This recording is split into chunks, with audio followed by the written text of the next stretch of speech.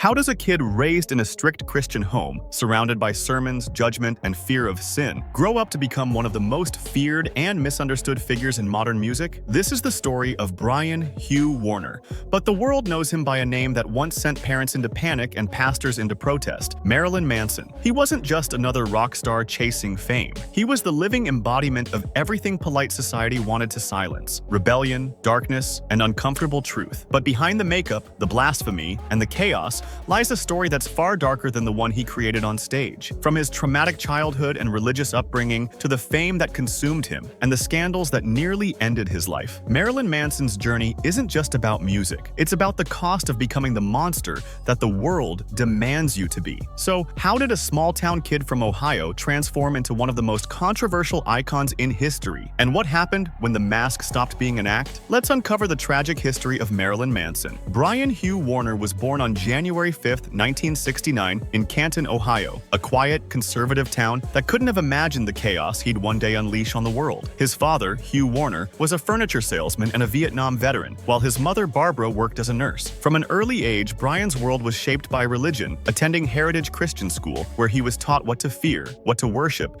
and most importantly, what not to become. Ironically, it was there, in that environment of strict moral codes and punishment, that the spark of rebellion first ignited. Teachers warned him about the evils of rock music, showing students forbidden records to illustrate sin. Instead of turning him away, it had the opposite effect. Brian became fascinated by the very things they condemned. His curiosity for darkness wasn't just rebellion for rebellion's sake, it was survival. Beneath his polite exterior, his childhood was filled with trauma and confusion. In interviews, Manson recalled sneaking into his grandfather's basement as a boy, where he discovered disturbing images and behavior that would haunt him for years. The lines between fascination and fear blurred, shaping his early understanding of human depravity. When his family later moved to Florida, he saw a chance to reinvent himself. He enrolled in Broward Community College to study journalism, determined to write about the strange world of music that once felt forbidden to him. What he didn't know was that his fascination would soon evolve into creation, a transformation that would birth the name Marilyn Manson and forever change his destiny. Florida in the late 80s was a breeding ground for underground music, punk, metal, and shock value.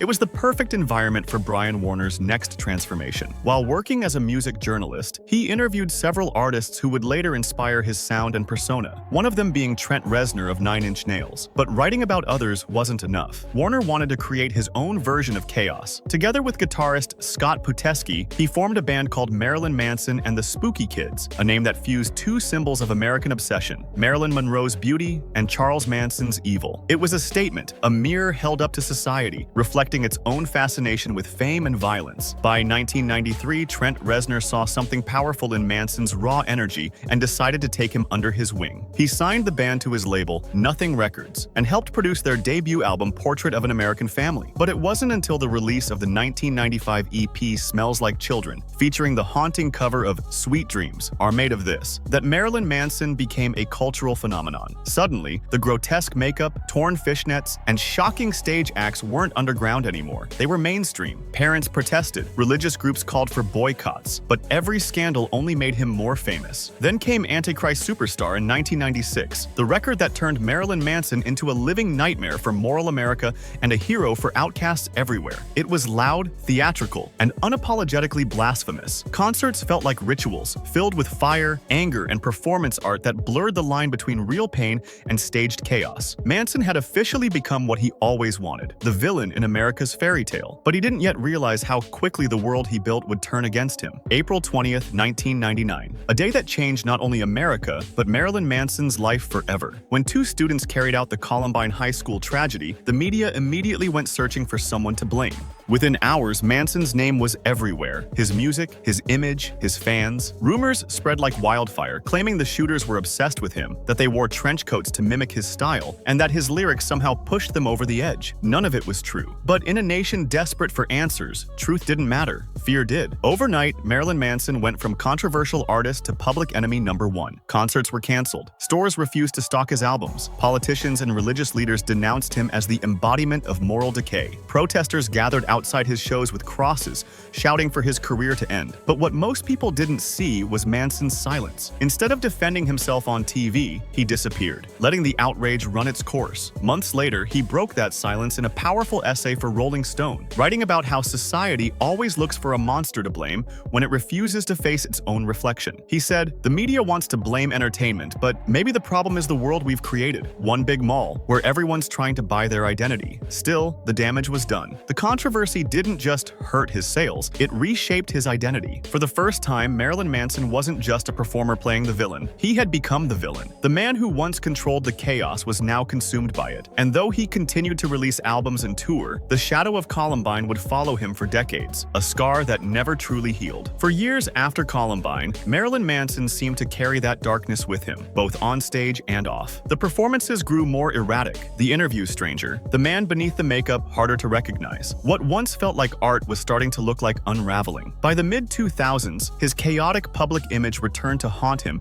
in ways he couldn't control. In 2021, actress Evan Rachel Wood, who had once been in a relationship with Manson, came forward with a shocking series of allegations. She accused him of manipulation, grooming, and severe emotional abuse, describing her experience as a kind of living nightmare. Soon after, other women, including Esme Bianco from Game of Thrones, stepped forward with their own accusations of assault and coercion. The headlines were relentless, painting a picture of a man whose on-stage persona may not have been an act after all. Manson denied everything, calling the allegations horrible distortions of reality and insisting that every relationship had been between consenting adults. But the fallout was immediate. His label, Loma Vista Recordings, dropped him overnight. TV networks erased his appearances from shows like American Gods and Creepshow. Friends and collaborators distanced themselves. It was as if the entire industry that once thrived on his controversy finally decided it had gone too far. The lawsuits began piling up. Some settled quietly, others dismissed, but the damage to his reputation was irreversible. What made it worse was that the boundary between the man and the myth had long since vanished. The monster he'd created for the stage, the shock artist who defied morality, was now the same face being shown in courtrooms and police reports. Fans who once saw him as a misunderstood genius now wondered whether the tragedy of Marilyn Manson wasn't fame itself, but what fame revealed about him.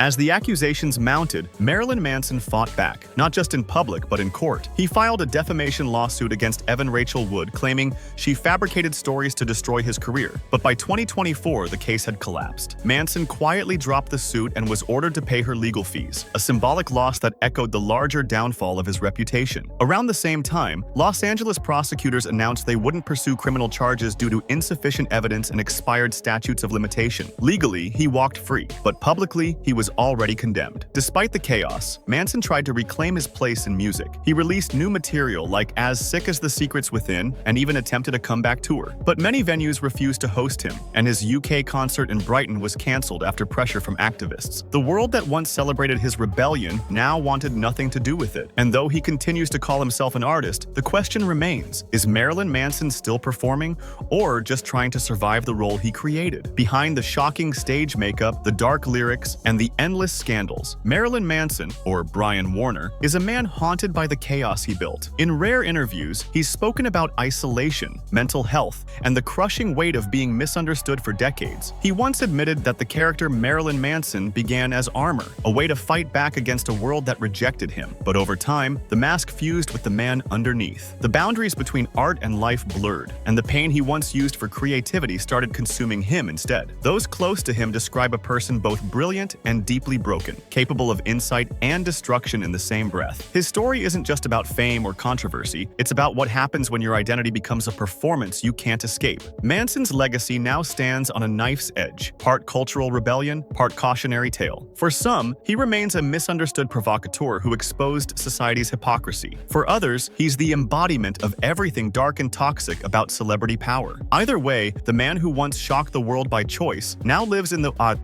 shadow of that shock, no longer its master, but its prisoner. Marilyn Manson's story is one of transformation, from Brian Warner, the curious outcast, to one of the most infamous figures in modern music. Love him or hate him, his impact on pop culture is undeniable. He challenged what society considered acceptable, forcing people to confront their fears, hypocrisy, and fascination with darkness. But in doing so, he also became trapped by that very darkness, a symbol of rebellion that couldn't escape his own creation. Even now, years after the peak of his fame, the debates around him continue. Was Marilyn Manson an artist pushing boundaries, or a man who lost control of his persona? Did he expose society's flaws, or simply become another example of them? The answer, perhaps, lies somewhere in between. His legacy is a mirror, reflecting both the brilliance and the tragedy of fame, and reminding us that behind every icon is a human being, fragile and flawed. And as time moves on, Marilyn Manson's name will remain a haunting echo, not just of shock rock and controversy, but of how easily the line between art and destruction can disappear. If you found this story as shocking and fascinating as we did, don't forget to hit subscribe and turn on notifications. We publish daily deep dives into rock, metal, and the stories behind the legends. And check out our other videos to explore more untold tales from the world of music. Stay tuned, because the next story you'll hear might just change the way you see your favorite artist forever.